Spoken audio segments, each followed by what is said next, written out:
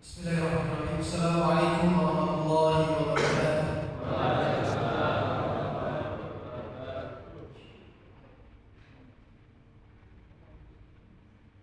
Alhamdulillahirabbil alamin. Alhamdulillahilladzi arsala rasulahu bil huda wa dinil haq liyudhhirahu 'ala dini kullihi wa kafa billahi shahida. Asyhadu an la ilaha illallah wahdahu la syarika lah wa asyhadu anna Muhammadan abduhu wa rasuluh. Allahumma shalli 'ala sayyidina Muhammad wa 'ala ali sayyidina Muhammad. Yang saya hormati Bapak Pembina, Bapak Pimpinan, dan juga para pengurus dari Masjid Al-Islah. Ini namanya sangat mulia sebenarnya. Ini kita bahas. Islah itu bagian dari peran kaum muslimin yang harus dimiliki setiap muslim. Muslim itu tidak hanya solid, tapi juga muslim. Muslim itu tidak hanya menjadi seorang yang bisa sholat, puasa, zakat, dan haji, namun juga mampu untuk mensolihkan orang lain. Itulah disebut muslim. Orang yang disebut muslim, perbuatan disebut islah, melakukan kebaikan. Kalau soleh itu kan baik, tapi kalau islah yang terbaik itu bagian dari mudah-mudahan pengurusnya, kemudian jamaahnya, dan juga setiap orang yang sholat di Masjid Al-Islah ini menjadi orang-orang yang baik, yang soleh, dan yang mampu menjadi orang yang muslim, yang mampu memperbaiki kondisi daripada bumi kita tercinta ini. Karena di luar sana banyak orang yang rusak dan membuat kerusakan. Banyak orang yang sudah tidak menjadi soleh, tapi dia malah membuat kerusakan di muka bumi ini. Nah, oleh karena itu, semoga Masjid Al-Islah dan masjid-masjid di sekitarnya itu menjadi orang-orang yang mampu soleh dan mampu membuat perbaikan, mampu mensolehkan orang lain. Semoga ini menjadi hikmah daripada nama masjid ini dan juga nama yayasan ini. Salawat dan juga pertama-tama marilah kita panjatkan puja serta puji syukur kepada Allah Subhanahu wa taala atas segala nikmat, berkah, karunia-Nya, dan semoga bapak-bapak, ibu-ibu, baik itu jamaah Masjid Al-Islah ataupun masjid-masjid yang lain yang hadir dan juga yang belum hadir, semoga diberikan keberkahan oleh Allah Subhanahu wa taala. Yang punya utang segera dilunasi utang-utangnya. Tangan sendiri. Yang belum berjodoh segera menemukan jodohnya, dan yang belum punya keturunan segera diberi keturunan, dan yang diberikan masalah kesehatan, masalah harta, masalah lainnya, semoga Allah angkat masalahnya dan Allah berkahi segala keturunannya dan juga hartanya. Semoga kita termasuk daripada hambanya yang telah Allah berikan balasan surga yang tidak terbatas. Hadirin jamaah rahimahullah, salawat dan salam tercurahkan kepada baginda Nabi besar Muhammad sallallahu alaihi wasallam, juga kepada keluarganya, para sahabatnya, dan semoga kita pada penerusnya, termasuk juga semoga kita di akhir nanti mendapat syafaat beliau di yaumil qiyamah. Ini sudah jam 9:40 ya. Mudah-mudahan selesai. Selesai langsung. Mau sampai jam berapa ya? Saya rampungin. Saya menyiapkan slide banyak kan, mudah-mudahan bisa selesai. Saya belum karena sifatnya saling persekaan, kemudian juga kaitannya dengan masjid mandiri. Saya ini berbicara sedikit sebelum berbicara tentang bagaimana mandirinya masjid. Saya ingin sedikit membahas tentang risalah masjid. Bagaimana sebenarnya masjid itu difungsikan dari mulai awal berdirinya masjid. Jadi kalau kita mengaku menjadi umatnya baginda Nabi besar Muhammad SAW, maka mau tidak mau, suka tidak suka, kita harus mencontoh beliau. Karena sebaik-baiknya contoh adalah beliau, dan beliau menjadi orang yang pertama kali membangun masjid di masa Islam. Sebelumnya sudah ada masjid, ada Masjidil Haram, ada Masjidil Aqsa, dan lain sebagainya. Sudah ada masjid sebelum Rasulullah, sudah ada. Bahkan kan ada ayat dalam surat Al-Isra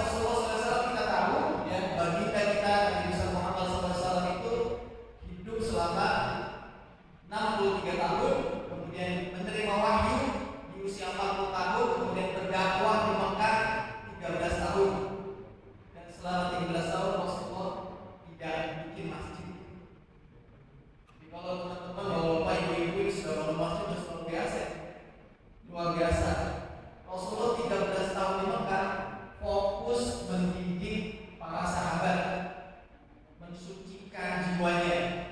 Walladzi ba'atha fil ummiyina rasulan minhum yatlu 'alaihim ayatihi, membacakan ayat-ayat, wa yuzakkihim, itu yang masih kasar, masih iri dan tinggi, masih ingin ketenaran, masih ingin popularitas, masih ingin jadi anggota dewan, jadi macam-macam, itu dibersihin dulu tuh hatinya.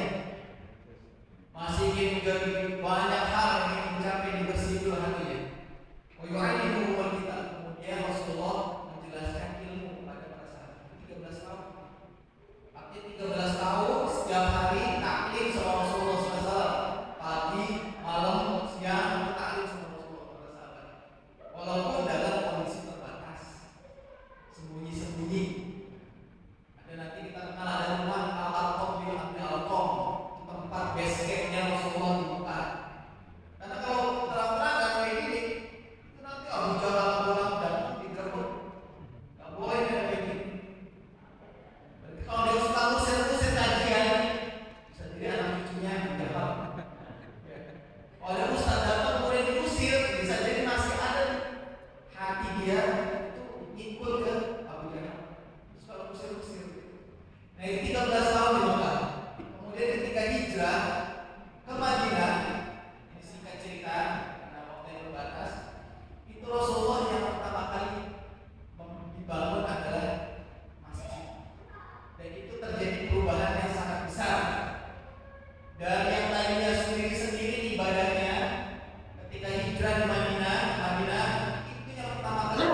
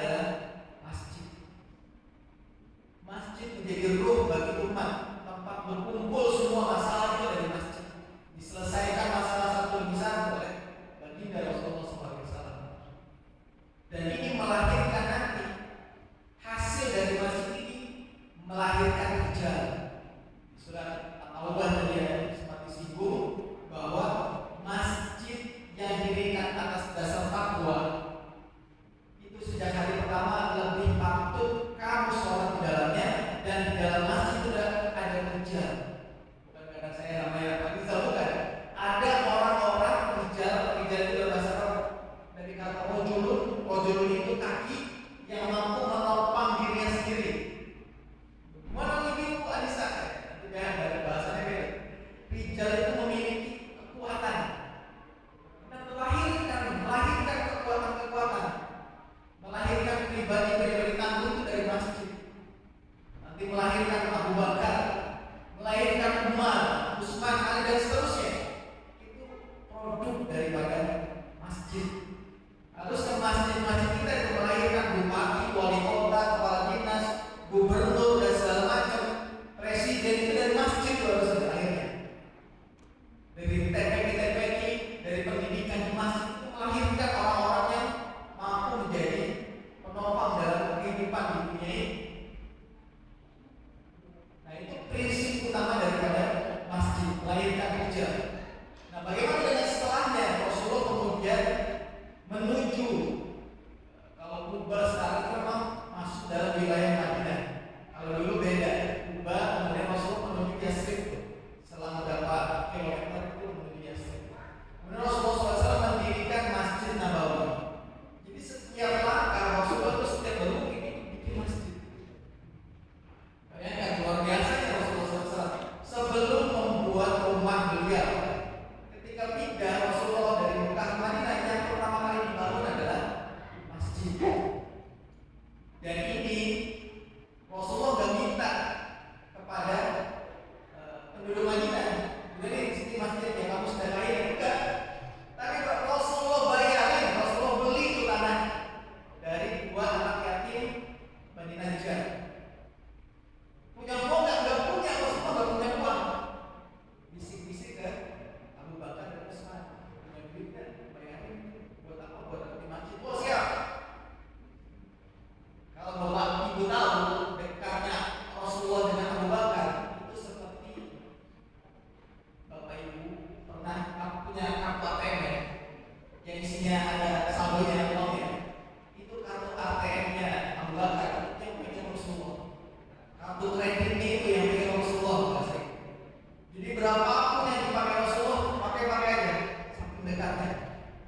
Sekarang bapak-bapak rekeningnya yang pegang siapa? Ibunya bukan? Atau temannya? Itu Rasulullah Abu Bakar yang pegang rekening itu Rasulullah. Abu Bakar pedagang. Setiap ya Rasulullah pakai aja. Nah ini Abu Bakar Pak. Nah seperti apa strukturnya? Lantainya pasir, tiangnya pakai batang kurma, dindingnya rendah, mungkin mirip-mirip tapi pasir. Sederhana hingga Rasulullah SAW ya dalam riwayatnya sholatnya pakai sendal. Sekarang kalau sholat pakai sendal aneh ya. Rasulullah sholatnya pakai sendal. Sekarang kayak ikut sunnah. Kalau yang ikut sunnah sholatnya pakai sendal. Mana ya dia? Ya kali itu nggak bisa diikuti karena kita masjidnya sudah keramik, sudah karpet. Jadi karpetnya masuk aja lah itu kalau pasir semua.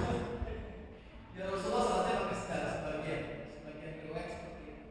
Dan juga sederhana, fisiknya sederhana dan juga tidak mengintimidasi. Kenapa? Kalau mewah nanti orang-orang dari kampung itu malu untuk masuk. Bahkan sampai ada kasus ya ini sudah sering disampaikan. Ada orang dari jauh pelosok kampung, orang Baduy itu sholat di Masjid Nabawi. Lagi taklim ini tiba-tiba kebelet pipis. Pipis aja dari pojok sana itu. Di dalam masjid di pojok itu, coba bayangkan. Ada bapak-bapak pipis di sana. Gimana respon takmir masjid? Kalau takmir gimana? Dimarahin kalau kamu nggak tahu di masjid suci segala macam. Rasulullah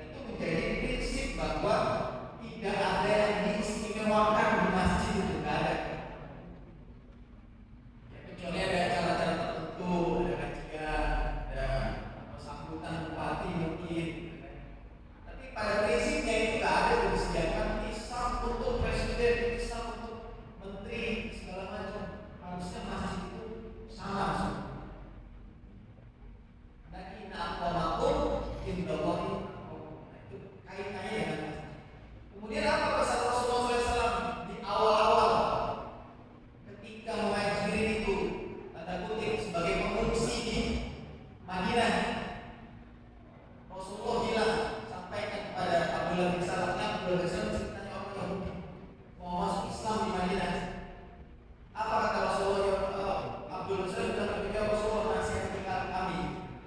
Rasulullah bilang, ya ayuhan nas, afshus salam, sebarkan salam. Itu di masjid. Kalau datang masjid salam, kalau sama muslim salaman segala macam. Itu menandakan bahwa Anda itu aman dengan saya. Jangan takut datang ke masjid. Semua aman, nyaman. Jangan sungkan. Mau kopi silakan disiapin, mau beras ada, mau sembako ada, disiapin semua. Kemudian waqimu ta'am, berikan makan. Itu belum nyuruh sholat, belum nyuruh sholat, belum nyuruh ibadah, belum nyuruh ngaji. Tapi yang pertama-tama sebarkan salam, kasih makan. Jadi tadi ada bapak segala macamnya loh kan. Baru setelah itu wasitul waqimu ta'am, kemudian dan wasitul arham, jalin hubungan baik keluarga, jalin silaturahim. Ini prinsip Islam, silaturahim. Maksudnya adalah satu rahim. Jadi kadang salah pengertian nih kalau Pak saya mau silaturahim sama bapak. Ya, ujung-ujungnya apa? Ada tahu ujung-ujungnya? Pinjam duit gitu ya gitu. Terus silaturahim. Silaturahim satu rahim. Saling berkunjung antara satu keluarga besar. Ditanya ada kekurangan apa?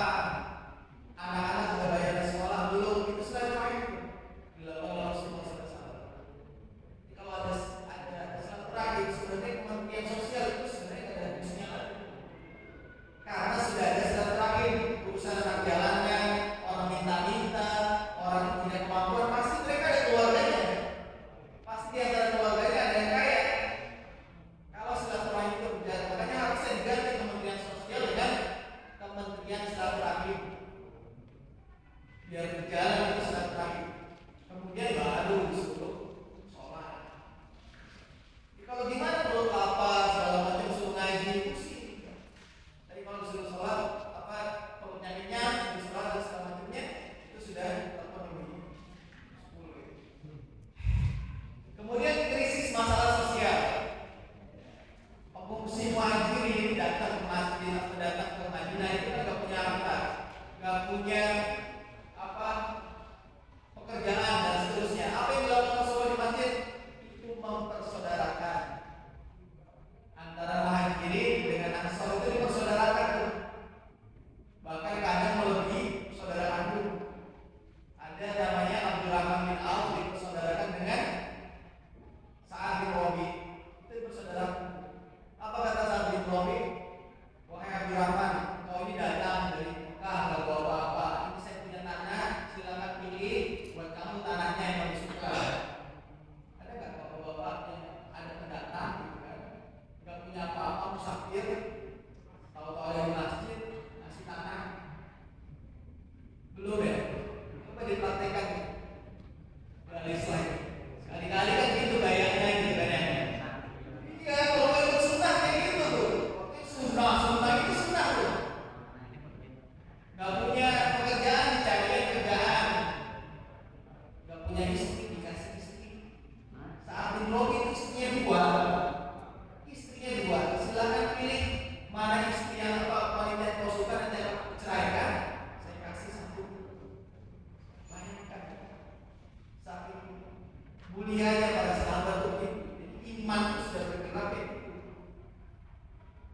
Rasulullah mempersaudarakan. Kemudian selanjutnya, nah ini yang sering dilakukan. Ini sekali, ini luar biasa, ada kasih makan segala macam. Rasulullah SAW itu kan Muhajirin Ansor itu kelaparan. Walaupun Muhajirin itu pengungsi tapi kelaparan ya. Makanya taruh makanan di masjid. Masjid Nabawi, rumah. Satu tangga dari rumah itu ditaruh, siapa yang mau diambil. Jadi tiap pagi itu pasti ada makanan di masjid itu. Dari Ansor. Nah kemudian juga membangun kedaulatan ekonomi pasar. Di depan masjid itu Nabawi itu dibikin pasar, menyaingi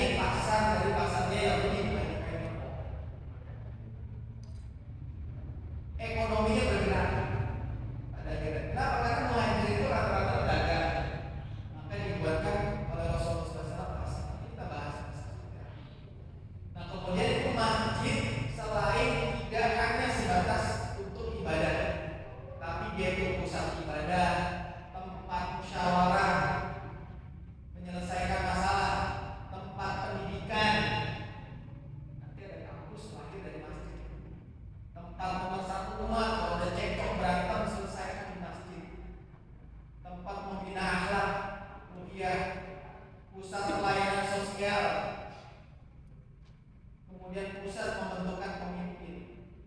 Dari masjid itu lahir peradaban, harusnya muncul peradaban. Ada ulama, ada komandan pasukan di situ, ada diplomat, ada ahli ekonomi, lahir dari masjid. Itu di masa Rasulullah SAW. Karena kita kembalikan dulu istilah masjid itu gimana sih aslinya? Awalnya seperti apa? Rasulullah SAW. Nah, ini studi kasus. Nah, kaitannya dengan wakaf. Ada yang kenal Fatimah Al-Fihri. Kemudian Fatimah Al-Fihri kenal. Beliau seorang wanita muslimah. Dia bikin kampus sampai sekarang disebut kampus tertua di dunia. Jadi belum orang Amerika tuh belum bikin kampus, masih pakai pakaian yang nggak benar. Jadi Fatimah Al-Fihri ini bikin masjid dan kampus, kemudian menjadi luar biasa masjidnya. Nah, ini perjalanan dia dari Kirwan, dari kota di Tunis menuju Fez, Maroko. Dia punya ini wanita biasa, bukan sahabat berapa, dia hidup 185 Hijriah. Berarti kan 180-an setelah Nabi Rasulullah SAW wafat, kira-kira gitu. Dia wanita biasa, tapi punya warisan yang banyak.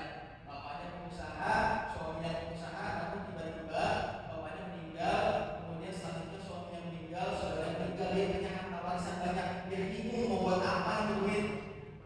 Bapak-bapak, ibu nih kalau dikasih duit 100 miliar, saya yakin sebulan tak habis. Pernah dulu kan ada ya, dapat gusuran tol siapa gitu di daerah Jawa sana. Satu desa itu dapat gusuran tol, langsung tiba-tiba Pak, biasanya dia punya banyak mobil ya kan. Jadi satu meternya itu berapa gitu. Ada yang dapat 2 miliar, 3 miliar, 5 miliar, itu satu orang itu. Itu kalau buat ngabisin sih cepet. Nah, Fatimah ini ketika mikir ke sana, dia wakafkan.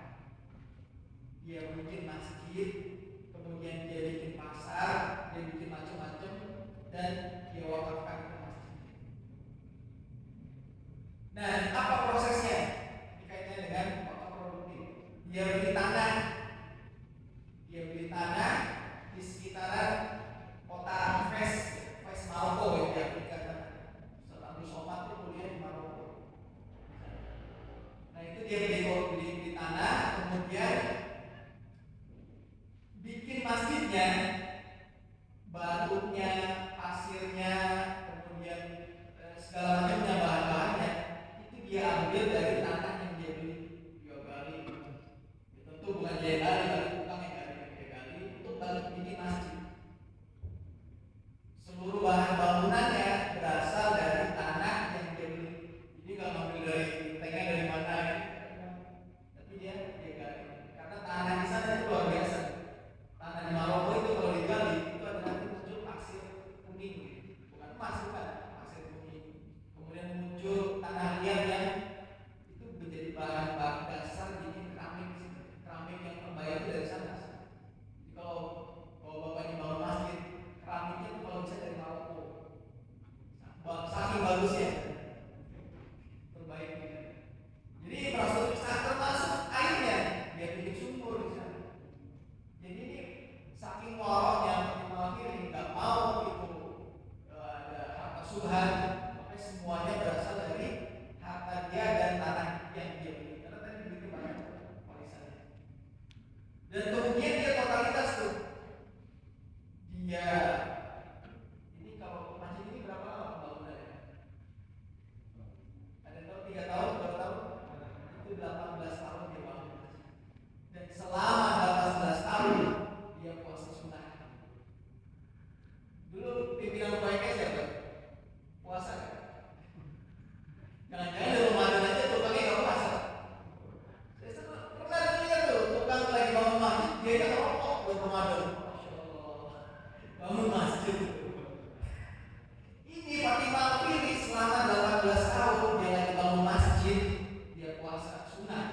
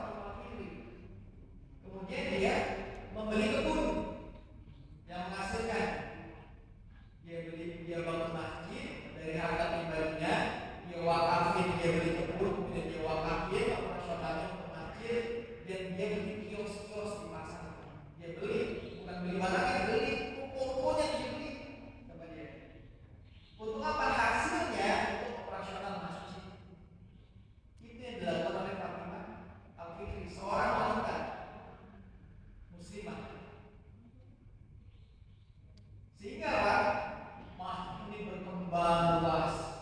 Ini bukan masjid pemerintah, ini satu orang yang ngurusin. Berkembang luas. Pada akhirnya Pak, pemerintah pun ikut tuh, mewakal, ikutan, wakal, sewa, segala macam. Bahkan dalam sejarahnya, masjid pinjemin duit ke negara. Ini masjid Al-Islam pinjemin duit ke Pariato. Pariato beberapa duit buat APBD Indonesia ini siap 50 miliar dari masjid Al-Islam. Kalau dibangun jalan itu dibersihin, diberesin, jangan sampai ada lubang. Itu masjid melakukan itu. Sekarang apa? Negara mentang, buat PBB berapa ratus triliun. Dan ini ada pernah terjadi. Jadi APBN negara itu minjem dari kas masjid Romiyin yang dibangun Fatimah Al-Fikri. Gak hanya itu, Fatimah Al-Fikri kemudian selanjutnya yang mengelolanya yang bikin lembaga-lembaga pendidikan di sekitar masjid, mungkin TPI, mungkin kajian-kajian, mungkin nanti muncul tuh kampus-kampus ataupun profesor-profesor atau doktor-doktor yang mengajar di sebuah kursi gitu ya. Ini tahun abad pertama atau kedua Hijriah. Sehingga Pak, dunia mengakuinya menjadi kampus pertama yang dengan strukturnya itu mampu membuat pendidikan, baik itu pendidikan agama, ilmu syariat, dan juga pendidikan ilmu sains kedokteran. Jadi dibuat kampus di masjid. Dari mana duitnya? Tadi dari kebun, dari tanah, dari ruko-ruko, pasar-pasar disewakan. Itu mengelola masjid. Dan gak hanya itu, selain membiayai pendidikan, Masjid Qorwin juga membiayai masjid-masjid lain di sekitarnya. Jadi kalau Masjid Al-Islam ini kasih udah penuh, ya udah banyak, sumbangilah ke masjid yang lain. Jangan ditaruh aja tuh di rekening. Dan bahkan Masjid Qorwin ini ikut menyumbang pembangunan renovasi dari Masjid Al-Aqsa, ikut merenovasi Masjidil Haram dan juga Masjid Nabawi di Madinah. Itu ada sumbangannya dari Qorwin. Jadi mampu menopang tidak hanya urusan masjid dan masyarakatnya, tapi masjid lain bahkan sampai lintas benua. Ini kan dari Afrika ke benua Asia. Itu dipenuhi oleh Masjid Qorwin. Dan beberapa puluh tahun yang lalu juga gitu. Pengusaha-pengusaha dari Timur Tengah itu membiayai masjid di Indonesia, pembangunannya. Ada masjid-masjid yang tulisannya bahasa Arab dengan bendera Kuwait, bendera Arab, itu biaya dari Timur Tengah. Dan selain itu, ini melahirkan para ilmuwan. Ibnu Khaldun, tahu Ibnu Khaldun? Itu jebolan dari Qorwin. Ada Ibnu Al-Banna, ada Maimun Nades. Ini orang Yahudi, orang Islam, lahir dari Masjid Qorwin yang dibangun oleh Fatimah Al-Fikri. Ada Paus petinggi orang Kristen, orang Nasrani, itu juga belajar di sini dan lain sebagainya. Itu luar biasa. Dan menghidupi dinasti-dinasti, menghidupi para khalifah-khalifah dan ikut berwakaf di dalamnya. Nah, ini 4 pilar wakaf strategis daripada Fatimah Al-Fikri. Pertama adalah dia wakafkan hartanya. Kalau diwarisin aja habis nanti dimakan keturunan, tapi dia wakafkan. Kemudian dia pakai ekonomi aset, dia kelola mesin ekonomi itu untuk mandiri, untuk operasional masjid dan juga universitasnya. Kemudian dia juga mencari bahan yang terbaik. Jadi kalau untuk masjid itu jangan yang penting murah, jangan. Kalau mesin terbaik, keramik yang terbaik, pasir yang terbaik, semen terbaik, genteng yang terbaik, dan seterusnya. Dan juga skala sistem yang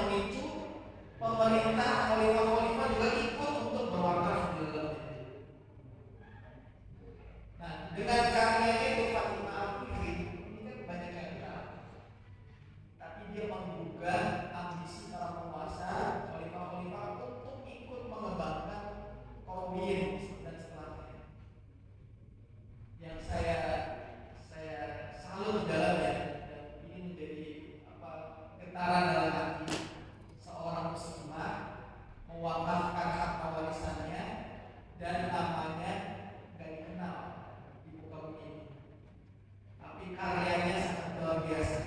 Karyanya inspirasi segala.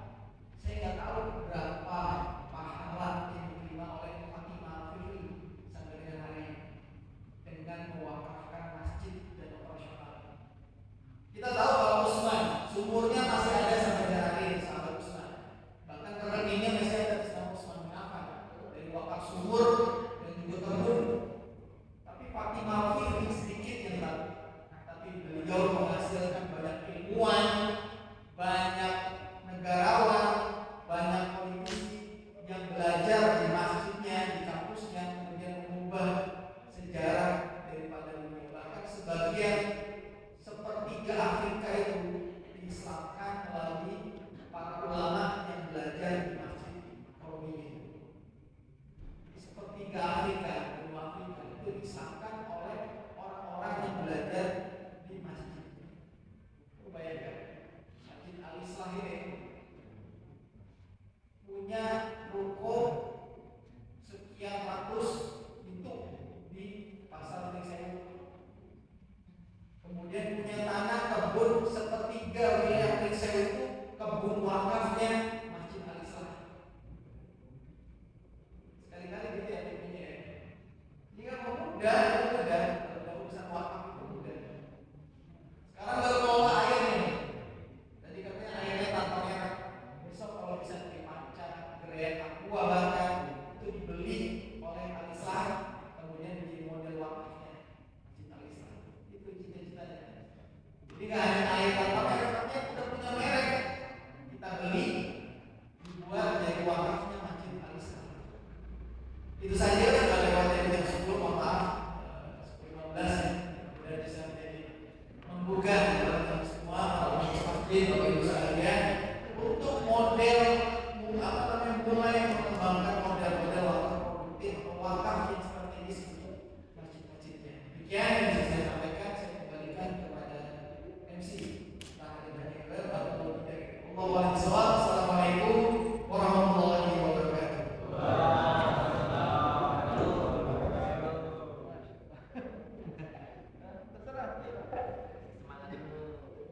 Silakan, ada dua pertanyaan. Mau tanya tentang wakaf produktif atau mau masjid? Ada yang mau tanya? Awal capek? Apa mau kopi lagi? Silakan. Cukup? Cukup?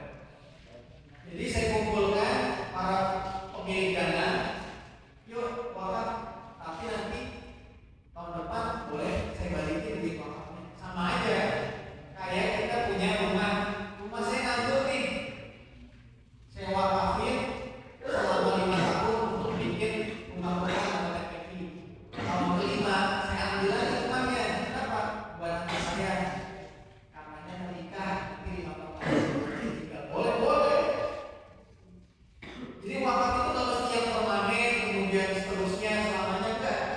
Coba aja dulu sebulan dari penghasilan kebun saya, ladang saya, 10%-nya hasil penjualannya pokoknya untuk masjid. Itu bisa lumayan. Dan ini saya sudah jalani dan lumayan. Kurang lebih setiap bulan itu dapat satu kira-kira 20 sampai 40 juta untuk lembaga. Kan lumayan. Jadi seperti itu. Mulai dari pengurus dulu, pengurus punya apa? Ya, wakafnya 10%. Bukan diserahkan, bukan diserahkan, tapi dikelola oleh pengurus, nanti ladanya atau dikelola pemilik, ladanya baru diwakafkan. Nah, itu model wakaf. Dan varian wakaf itu banyak. Karena nggak ada ketentuan harus sekian-sekian kecuali itu zakat. Kalau zakat memang kewajiban, berapa ada hitungannya, tapi kalau wakaf itu bebas. Namun bedanya sama sedekah, wakaf itu ada akad tertulisnya. Misalnya Pak Haji siapa punya ladang sekian, saya wakafkan penghasilan dari ladang saya, tetap saya kelola ladangnya, tapi hasilnya untuk 3 bulan ke depan 10%-nya untuk masjid. Ditulis. Kalau infak saudara masukin kotak nggak ketahuan, tapi kalau wakaf harus tertulis. Kenapa saya beliau dakwah di bilang wakaf? Banyak orang yang mewakafkan tanahnya namun tidak tertulis. Iya, dia wakafin ikhlas lillahi, tapi nggak ada tertulisnya. Anaknya aman, cucunya aman, cicitnya menggugat itu tanah milik saya. Ini sertifikatnya. Ini tanah menjadi masjid. Ini saya ambil lagi